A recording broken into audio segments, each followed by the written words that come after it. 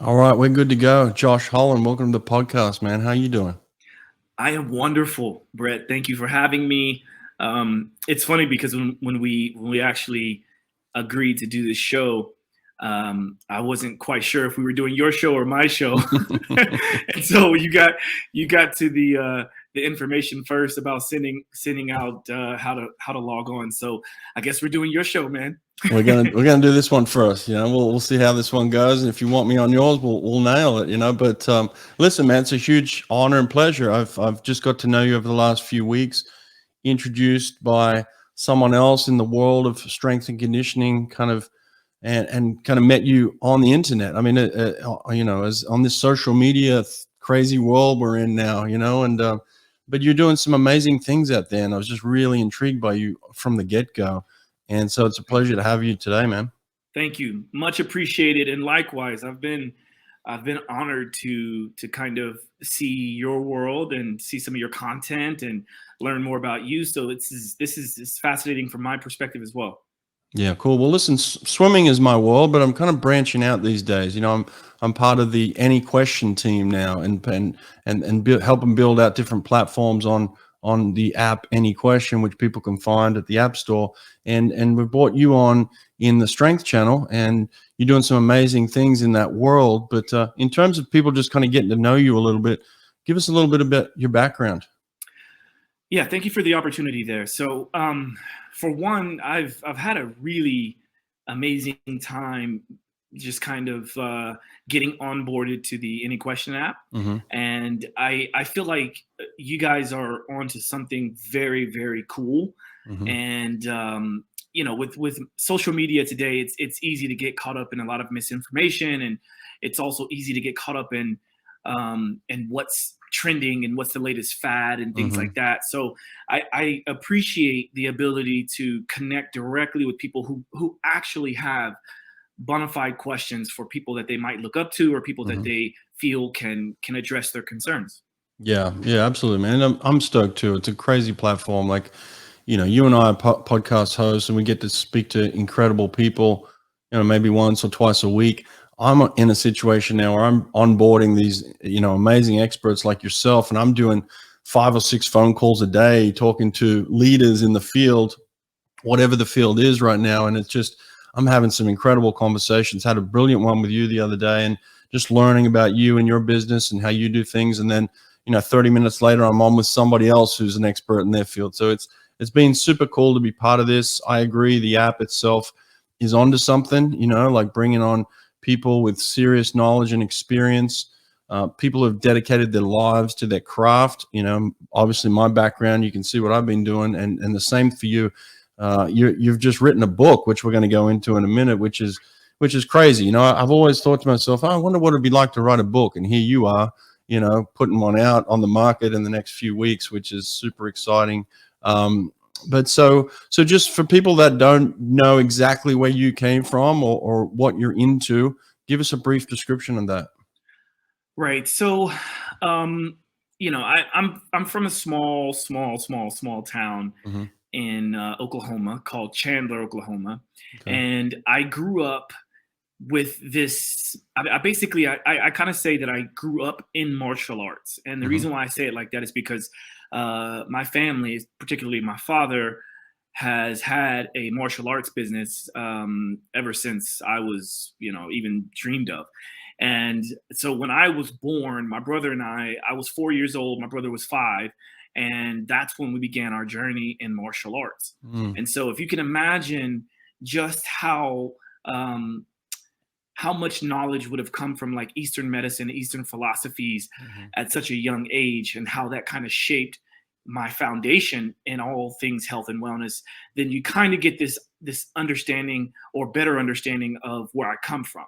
Hmm. And basically, I ended up working really, really hard. And I like to kind of explain this story in that the usual route for a young kid or a person that's starting out in my dad's karate system called American Karate System, which actually was one of the first to blend multiple styles. And I say the first within my orbit. Hmm. And this was way before UFC became UFC, or mixed martial arts became mixed martial arts, Hmm. I got a chance to kind of look up to my father, who was a serial entrepreneur. He was doing everything from um, massage therapy to running a karate school to being the chief of police in our hometown Wow. to to being an EMT.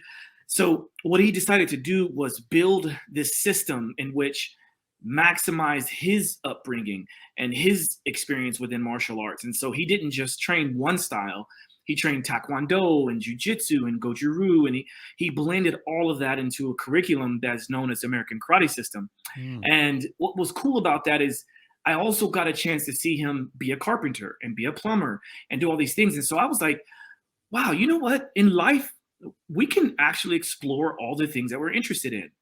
And I kind of approached that with my dad at the beginning because he wanted my brother and I to be the best martial artists in the world. He was Mm. grooming us to be Olympians. And that was his dream for my brother and I. Right. But it wasn't necessarily what I wanted.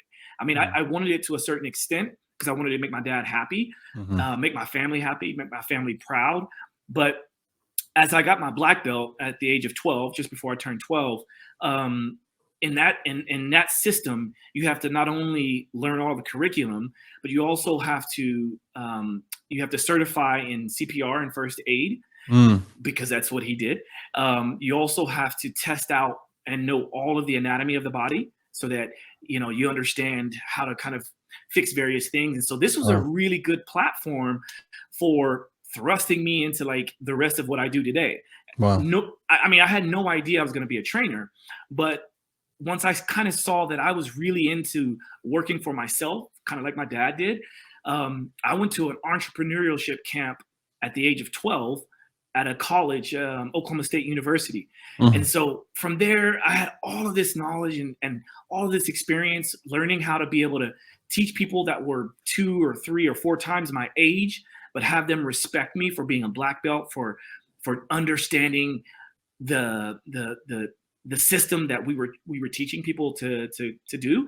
And that just shaped who I am. It really Wow. shaped who I am. And then, kind of fast forwarding, I went on to play basketball at a very high level, won state while I was in high school, and I got all the accolades for sort of being one of the best in the state. And then that was my dream. Like I just wanted to play Mm. professional basketball in some way, shape, or form. And I got some looks from some of the D1 schools in the area, but I realized that I just wasn't quite good enough. Right. Like it's one of those things that was very hard to come to realization. Mm. But I just realized that like these guys are right. The people who were scouting me, they do their scouting reports for a reason, and they realized that even though I was really good in this small town community Right. and in the district, the region, when it comes to going up against everyone else who was the best Mhm. in their community and at Mhm. the bigger schools and from out of state, I mean, I was at the top of the depth chart, which you guys all understand depth Yeah. charts, right? But I was at the top of the depth chart when I was recruited. And I ended up going to a junior college because the D1 schools were like, hey, if you can make the cut at this, junior college, this is where we get a lot of our talent from, Mm. then yeah, we'll take a serious look at you. So I Mm. go, okay, cool. I go to the junior college. I'm at the top of the depth chart. Everybody's like, we heard about this kid from this small town in one state and all these things. And I mean, I'll be honest with you, the first couple of weeks, I couldn't even get the ball past half court. Oh, really? Like I was going up against the defensive player of the year from a top 5A and 6A school. And Mm. that was who I was going against. And, again, that was when I first confronted adversity, which I think Right. helped me to really to get back down to the bottom of the depth chart and then work my way back up. And then from there, I worked through injuries. And long story short, this is what shaped who I am. And so if you take all of those experiences and then you put that up against me moving to New York, wanting to do modeling and acting, thinking that my basketball career was over, I quickly realized that if I just put the right amount of work and dedication to what it is that I really wanted to do, I might be able to take it to the next level, which is exactly what I did. So I use that story kind of a long story, but I use that story to help shape how I work with clients. I try to do whatever I can to make them aware of their abilities, to also make them aware of their deficiencies, and find ways to help optimize their overall health and wellness. I love that. I love that talk about the adversity, and then that realization. I had that so many times when I was recruiting, athletes in swimming. I'm at a Division I top school in the country at Auburn University, one of the best swim schools in the country, and you'd go and talk to the state champion and their parents, and they'd be like, look, this kid's the best and blah, blah, blah. And then you'd be like, listen, I understand all that, but there are levels as well. And so when they get down, to my program, there's a little bit of a rude awakening of like, oh shoot, like these people aren't messing around now. This is a whole different, you're picking the best of every state. There's 50 states, and you bring them all together, and then all of a sudden, you got some talent there. So I get that.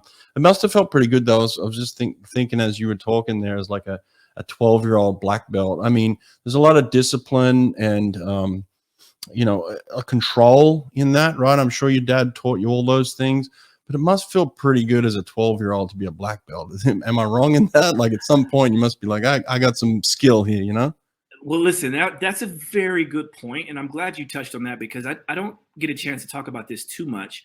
But imagine where you were when you were 12. And actually, it was before my 12th birthday. So, one of the stories I've mentioned before on other podcasts is in my dad's system, the usual route to go from a white belt, which is, a beginner belt, from a white belt to a yellow belt, which is your first belt.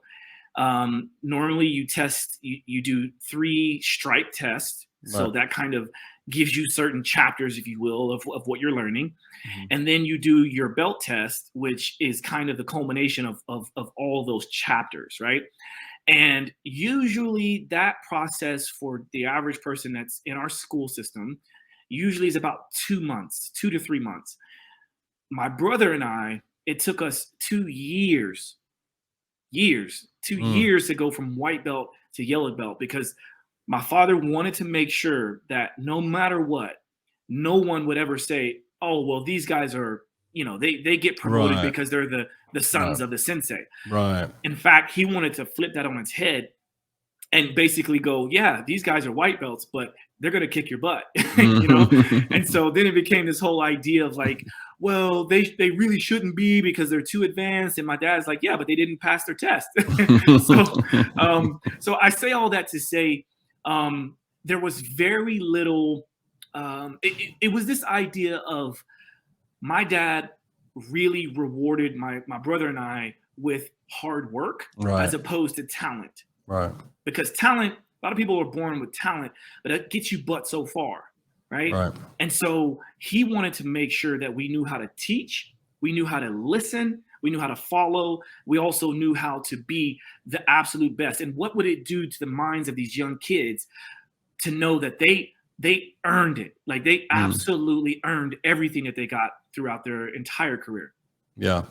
I love that about your dad, man. I love the fact that he's your role model and that he did such a great job in raising you and that imprint that he had on you and your brother. And it's like I just watched the movie on the Williams sisters, and their dad and what he did to them. And there was so many people that were like doubting what they could do and how he was doing it. And he was just steadfast in teaching these girls, and to see where they are today and to see the impact, it sounds very similar to the kind of impact that your dad had on you, man.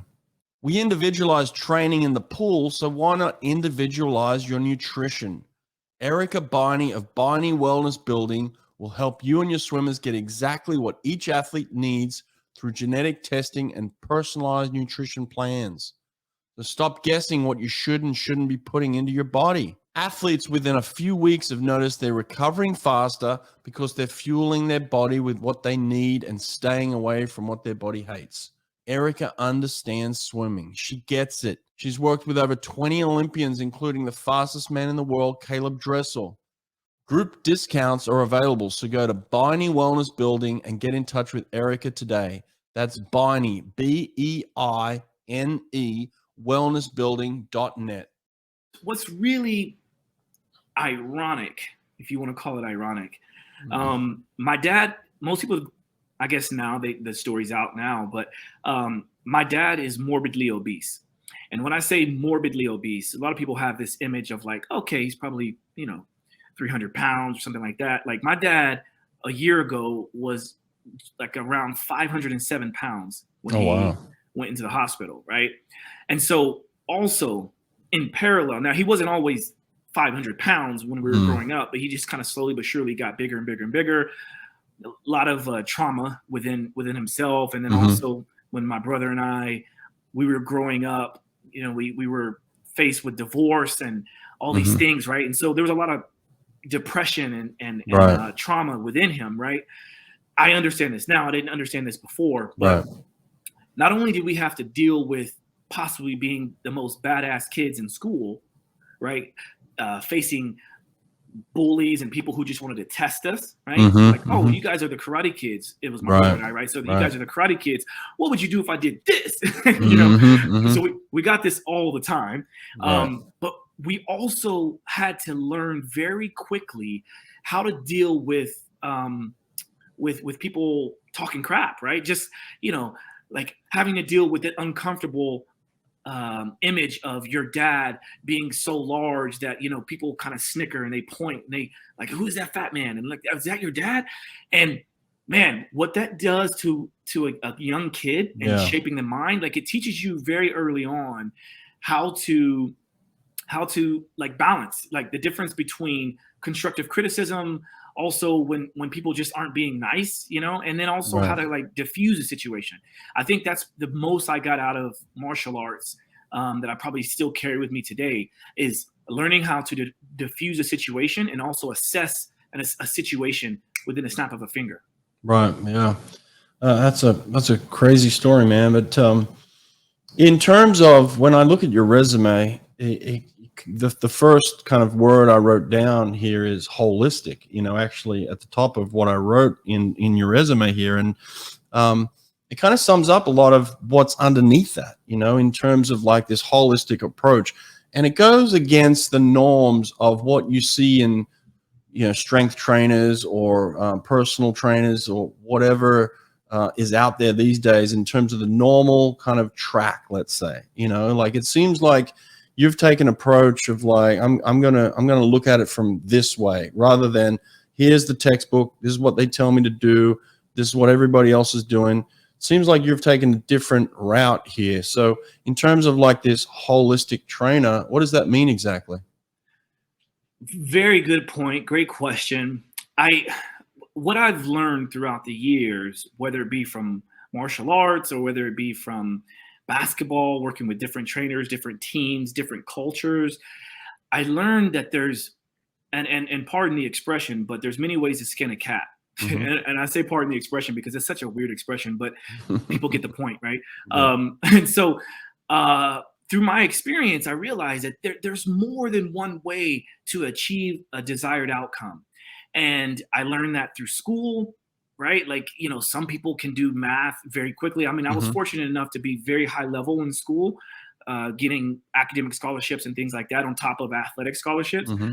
But I was always so confused as a young kid, like, well, this teacher teaches it this way, and that teacher teaches it a different way, but the outcome is the same. So I started to apply that to my personal training because I started out as a trainer, Hmm. and that actually was simply because I was working at a nutritional store, GNC. I worked at GNC while I was in college and even a little bit after I was out of college, and I worked there for about 6 years.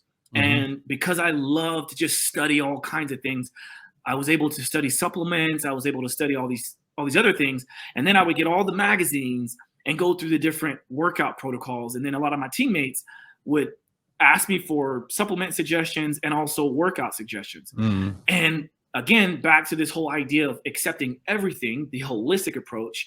I didn't understand what it was then, but I do now. And what I was doing was like, well, look, you want to jump higher. Hmm. Okay, there's ways to do that. Here's how I do it. I mean, it's not that I jump higher than you. We're two totally different people. But Hmm. here's what I do. If you want to learn like what I'm doing, Right. good luck trying to achieve the same result. But um, I would go to the different magazines and I would see videos online. And back in the day, I'm 41 years old, by the way. So I can say back in the day, but like back in the day, you had to have DVDs or VHS tapes if you wanted to get, certain things. But I would subscribe to the East Bay magazines. I would get those calf trainers, the different shoes. And I just kind of was like, hey, look, here's your toolkit. You can follow what I do, or you can find out what works best for you and then test it and then retest it and keep doing that. And that's the exact approach that I use today, because, it's like to be a strength and conditioning coach that's certified by a certain entity, or to say that I got a degree from a certain college that shows I know how to do that one thing. Right. It wasn't enough for me. Like I've felt so much pressure throughout my younger years in college and high school, people trying to tell me to stay in my lane because that's the best way to master something. But I'm kind of like, look, I think specialization and masterization, if you will, has really screwed up our world.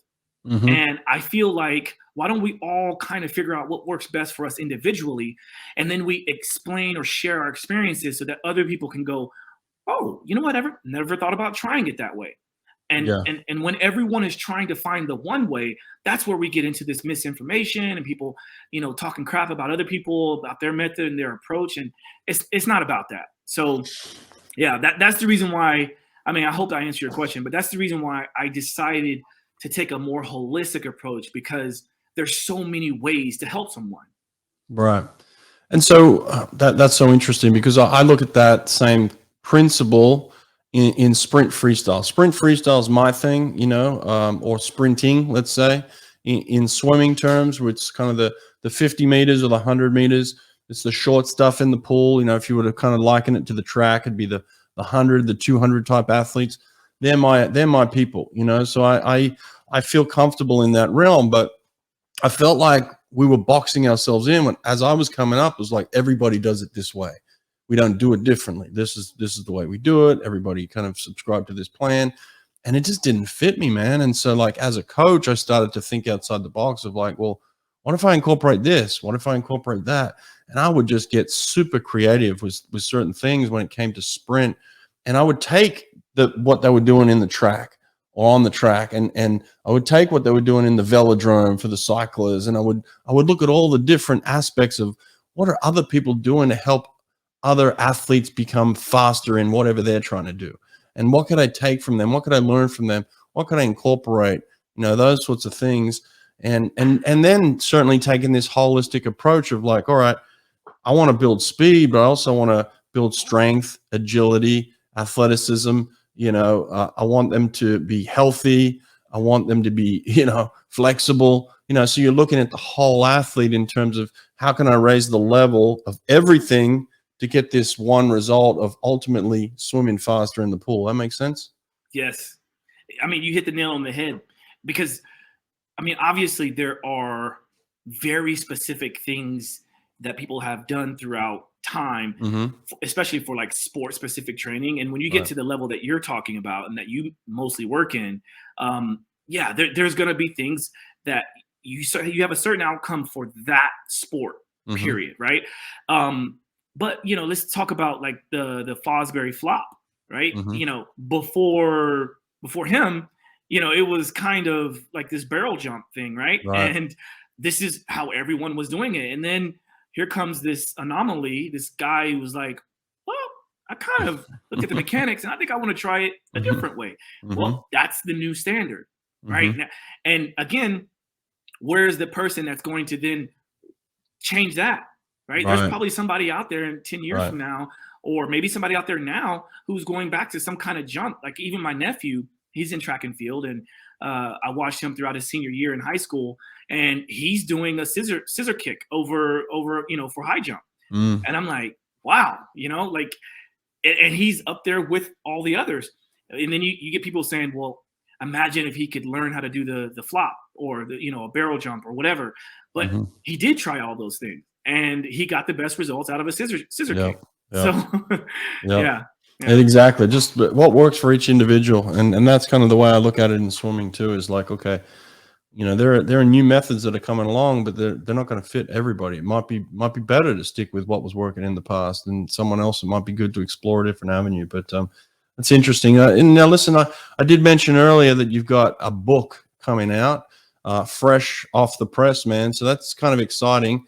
There it is here, the awareness shift, man. So first of all, congratulations on that, and then talk me through the process of writing this book.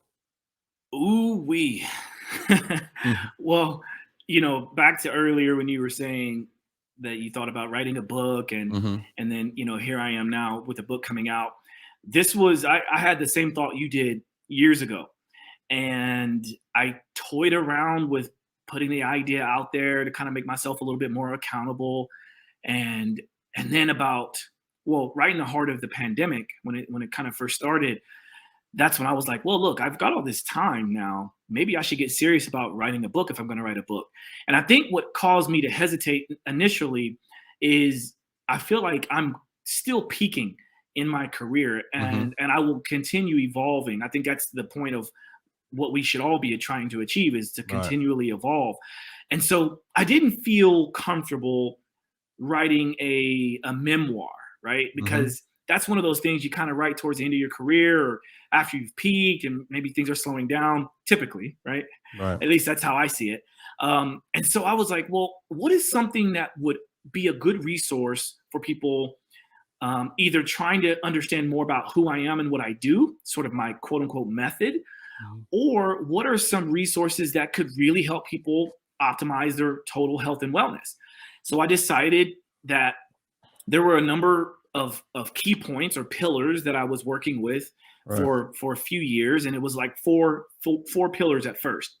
And the pillars were, and again, these were the things that I saw got the most bang for the buck when working with clients and myself. And it started off as quality sleep, and then, so that was kind of the most important thing that I saw got the most results for my clients. If they could work on their sleep, they would be much better than if they didn't. Right. Then the next one after that, next most important one, was quality consumption, which back then was the food you eat and the drinks that you drink. So the things you Mhm. consume. Then went on to quality activeness, which is basically just being as active as possible, playing, finding ways to move, getting creative with your movement. And then the last pillar is or was quality exercise. Now, Mhm. me being a fitness trainer, to most people back then when I was talking about these pillars, they're like, okay, but you're a fitness trainer and you're talking about quality exercise being the last, almost least important of the four. And I was like, yeah, because by the time, if you work on all those first three pillars, then the quality exercise just becomes icing on the cake, the proverbial cake, right? It becomes the thing that you enjoy doing, not because you have to, but because you get to, right? Mhm. And so I was working with that for quite some time. And then I met, just before the pandemic, I met this client of mine who I was working with, who happens to be a writer, and we were going through a number of things, and she's very spiritual. And I just kind of noticed a number of things happening within my own world and within her world, that was like, man, there's much more to this than just talking about sleep, talking about what you eat and drink, talking about being active and exercise. There's something else that needs to occur, and that is happening whether I want to believe it or not. And Mm. that was the awareness piece. Okay. And so that's when I added awareness, which is the fifth pillar, but it quickly went to the top because I found that it's the most important thing to work on, and then so on and so forth down the line, right? So again, if you're not aware of the fact that you need to make changes, or if you're not aware of the habits that you have throughout a daily basis, Mhm. then it's almost pointless to do all the other ones. So that's kind of how I came up with the framework for the book. And then, in fact, I did a podcast about with the book publisher, which kind of describes in full detail, like Mhm. from start to finish. So if people are curious about that, we could link to it. Um, Yep. but that's the gist of the book. That's the reason why I wanted to write something. And I also let people know that I did this in a very novel way, because I'm not a writer. I will never profess to be a writer. So I did the entire book from start to finish with voice note. Oh, wow. So, I almost refused to write because I do so much writing, texting people, answering questions, which now I don't have to do because of the app, right? Exactly. But I just was like, you know what? I don't want to write this book myself because I'm not a writer. I don't want to even go down that route. So my co-writer is my former client, Tessa Cash, and bless her heart, she transcribed all of the voice notes I sent to her and all of my podcast episodes. Wow, dang! So you had the information in there. You had the words. You spoke them, and then she put them down on paper. That's super cool. Yeah. Swim Angelfish. Swim Angelfish is an online certification program that strengthens your teaching curriculum to serve swimmers of all abilities. Swim Angelfish will prepare you and your instructors with the skills to teach swimmers with autism, physical disabilities, anxiety, sensory and motor conditions, and more. Learn to teach skills faster and with more comfort with Swim Angelfish. Apply for an Only Alpha Pool Product Scholarship and receive up to 50% off your certification. Go to swimangelfish.com today to apply.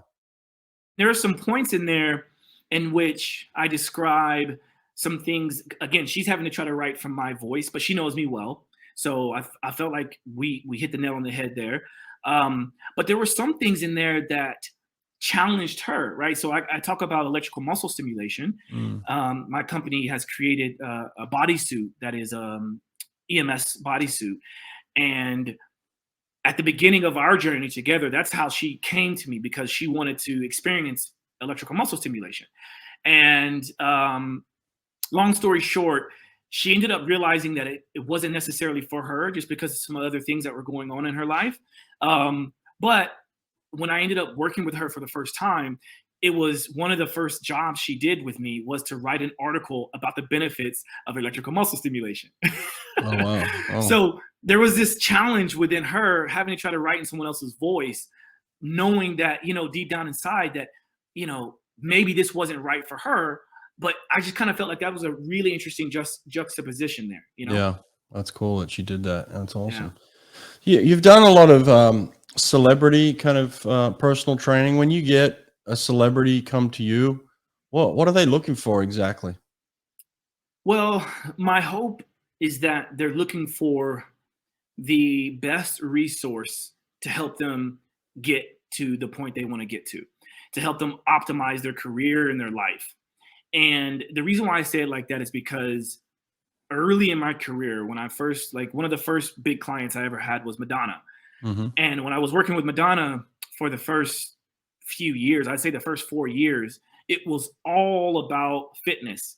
In fact, it wasn't even fitness like I know it today. It was dance fitness, which is a very different type of fitness. But when you're working with a dancer, you're working with a musician, a singer, you need to, I had to learn how to work with that type of client. And again, it goes back to what I was talking about before, which was trying to learn as much as I can from different realms so I can then add that to my toolkit. And then I ended up breaking away from her, did some work at the London 2012 games, which was really cool because I got an opportunity to kind of branch out from just working in dance fitness with her to then working with world-class athletes from all over the world, to then running my own gym, right? So I ended up kind of starting my own company.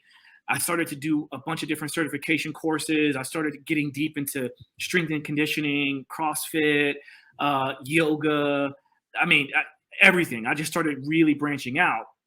And then I started to get more requests from other celebrity clients because it's all word of mouth, really, right? But once you've learned how to tour with a client, once you've learned how to fit within their lifestyle, that's when the barriers come down with the rest of them. And it's just much easier. When you're 1 degree separation from a celebrity like Madonna, all she has to do is say, oh, you should work with my trainer. Or I use that subtly to, on my Instagram or on my website. I try not to do it too much because I don't ever want a client to feel exploited. But when a person sees that I've worked with high caliber clients like that, then they go, okay, well, this person must trust this guy for some reason. Let me see if he's a right fit for me. And that's kind of how it started. Wow, that's super cool. That's interesting as well. So, do you still have the gym? Really good question. So I still have the business. I still have my own, fitness Yeah. business. It's called System Fit, but it's since we've readapted everything from what we started out. When I first started out, my manager and I, we were managing the fitness facility at the Core Club. And the Hmm. Core Club here in Manhattan, if anyone is familiar with the Core Club, it's basically like the creme de la creme of New York City and the world, right? And so it's a members club. And in that Right. members club, you've got a library, you've got a spa, you've got a fitness facility, and you've got a restaurant, all kinds of cool stuff. Hmm. Well, my company managed that facility, that the fitness facility, for 5 years. Okay. And again, that was really cool. It just kept me in a box. It kept Right. Right. me at that level. Yeah. Yeah. And I just knew that there was so much more. So we ended up readapting everything. And now the company that we call our company is System Fit. And System Fit started off as electrical muscle stimulation mostly, right? Because that's when we were at the height of once I found out the benefits and the use of electrical muscle stimulation, I thought, oh, this is going to change the game for fitness. And it did, and it has, but I still feel like we're just at the tipping point and we haven't even really crossed over there yet. So once we started off as an electrical muscle stimulation company, I then readapted it to include everything, obviously, like how I am, like myself, Yeah. right? Right. And so now it's kind of like a biohacking company, if you will. And That's I have interesting you issues. say that. You say biohack. That was a word that I was going to bring up. I've seen you Yeah. talk about biohacking a lot. What is biohacking? Yeah, so I have hesitancy using the term, because in my field it's really getting overused, Right. and there's a bit of a negative connotation to it because of what social media has done for it and to it. So, Hmm. so what I've tried to do is change the narrative to the fact that we're all biohackers at the end of the day. We're all biohackers.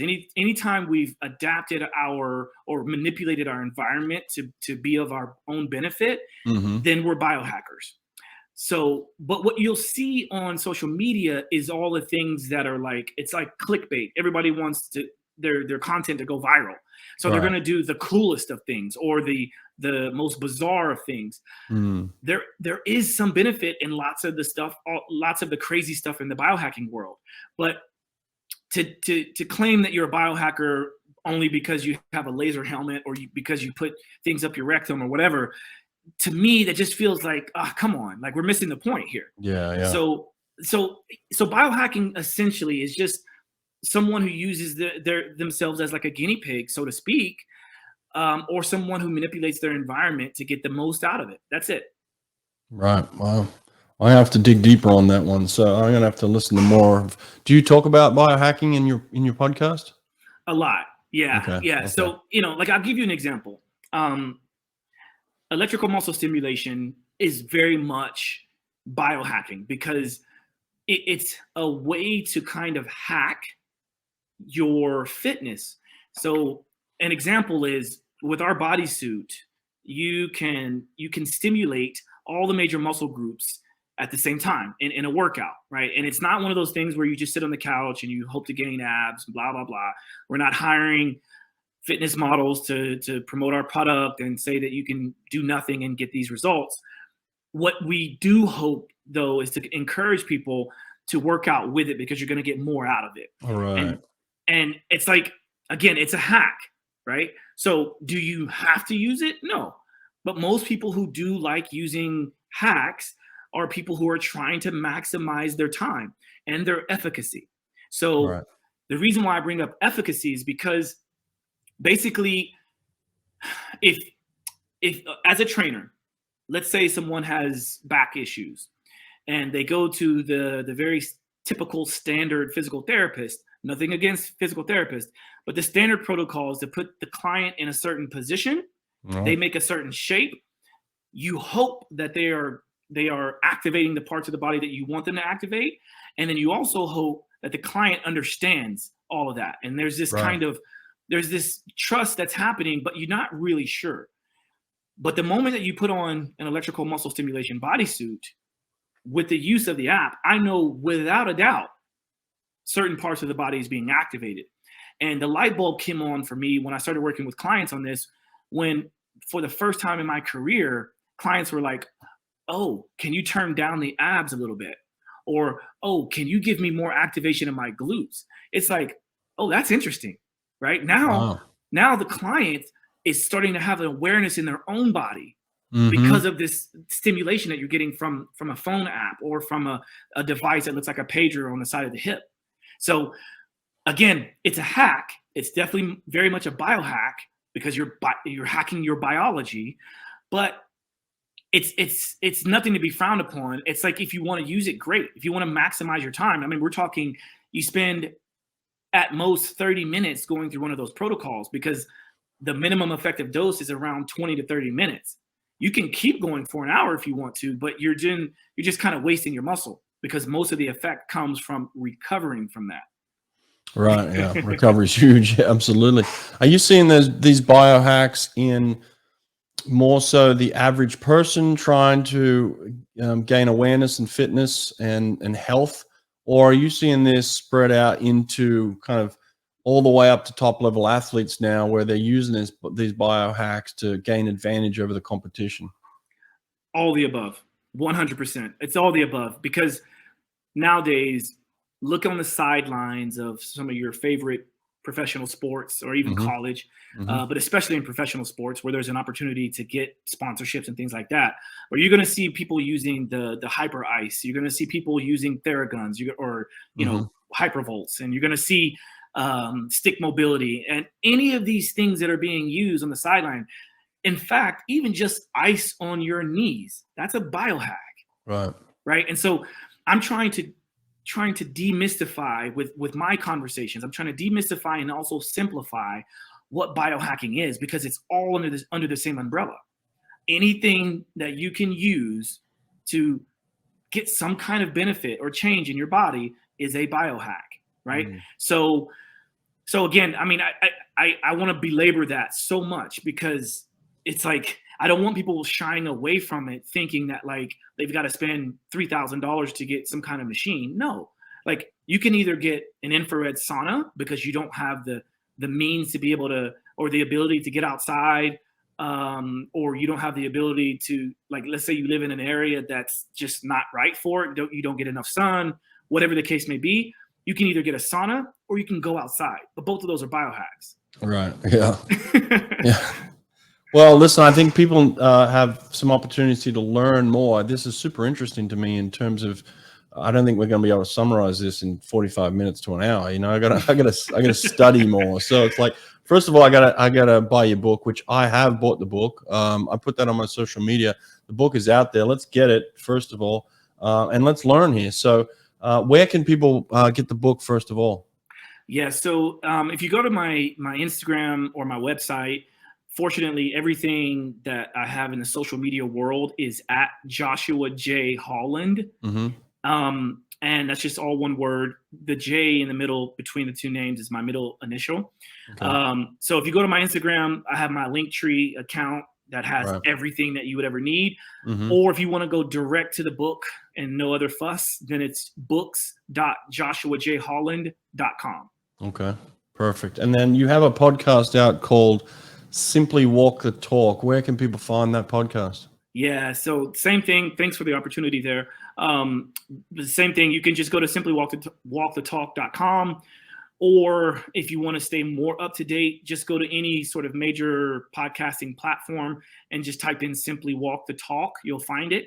And I will say that my YouTube channel with the podcast is quite a bit more popular than just the audio version. Right. So if you go to my YouTube, same thing, at Joshua J. Holland, you'll find my podcast playlist, and that's also fun. Hopefully we get you on there too. I do. Yeah, I want to come over, man, and learn some of, share some stuff, some of my knowledge too. But is there anything else, just before we take off here? Is there anything else you really want to touch on that you feel really passionate about? I know we've talked about a lot of different things here: biohacking, holistic training, recovery, sleep. Um, is there anything else you want to touch on before we go? Yeah, I mean, at the end of the day, my hope is that we all become aware of how we operate and who we are deep down inside, and also that I mean, I can get very esoteric here, but at the end of the day, we're just a bunch of cells vibrating around at a certain frequency. Mm-hmm. And when we hurt one, we hurt the rest of us, right? Right. And when we uplift one, we uplift the rest of us. And my hope is that we use our available resources to help one another. And so, what good does it do for me to hold on to my information because it's mine and I own this? We don't own any of this stuff, right? This is all borrowed. And so, I want people to kind of take that approach when they read the book. I want them to see that, like, this is just my experience. It's not a matter of if it's right or if it's wrong. It's just, this has been my experience, and it will continue to change. And in fact, a really cool story quickly here is I finished writing this book right before I did what's known as a psychoplastogenic retreat, in which I did several days of psychedelics, the first in my life. And I've heard about this a lot, actually.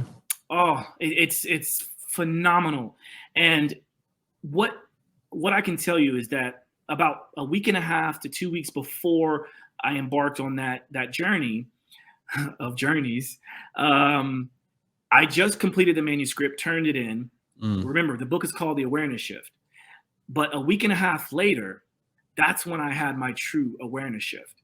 So, yeah, I mean, it's like I'm happy that I had a quick thought of saying, you know what, I got to rewrite the book because now I just had my awareness shift. But that book would have been simple. It would have been, just take 5 grams of psilocybin, you'll be fine, right? but I think it just offers an opportunity for me to write a book number 2 and actually write it myself this time. Not that, this one was bad, but I realize now that I have a lot to say, and, now that I have a book out there, I don't care like what else comes out. If the writing is great, so be it. If it's not, so be it. I just want people to get the information. So that's it in a nutshell. Well, the thing I love about you, man, is that you're willing to do things. A lot of people talk about things. A lot of people have dreams and hopes and desires, and they never put any action behind it. It seems like with you, it's like, if I'm feeling uncomfortable and uneasy in my life, I'm going to do something about it. I'm going to make a shift. I'm going to divert. I'm going to challenge myself in new ways. Even the fact that you just said, you know what, the second time around, I'm going to write the book myself is like, man, like that's some balls there, because it's like, I kind of had the same shift a few years, about 4 years ago too, but certainly within the last few years with this podcast. Like, I never thought I could do a podcast. I don't have the capabilities. And here I am doing this thing with you today and sharing some amazing experiences, all because I just decided to take that leap, and put action behind a dream, or a hope, or even a fear, like a fear, put an action behind that. It's okay to kind of walk towards your fears sometimes. And people are afraid to do that. So it's cool, man. I think you're a super interesting person. Glad that you're putting this stuff out there for the universe to share. And I love that you said that it's all just borrowed. I feel the same way, man. A lot of my information, all the success I've had has just been borrowed from other people, and it's just been put into me and then created my own experiences from that. But ultimately, I think the both of us are hard workers, man, and that's okay to be proud of too. To work hard is a good thing. So that many places people can find you. So Josh, man, I appreciate this. This has been awesome, man. Thank you so much, Brett, and keep up the good work. And seriously, I hope to get you on my show soon. And for all the listeners and viewers, thank you for your time. And hit me up if you want to connect. Absolutely. Thanks, Josh. All right, take care, bud. Peace. Bye. Vasa has been the go-to training tool outside of the pool for over 30 years. Vasa's products are ideal for developing power and proper technique in your swimmer's catch. Add a few Vasa trainers to your pool deck, and it's like adding an extra lane to your swimming pool. Go to vasatrainer.com, use code BRETT at checkout, and get 10% off anything from Vasa. Destro Swim Towers. Gain strength in the water with a tower of power. Save $150 per a double swim tower by using code BRETT, B-R-E-T-T, at checkout. DestroMachines.com.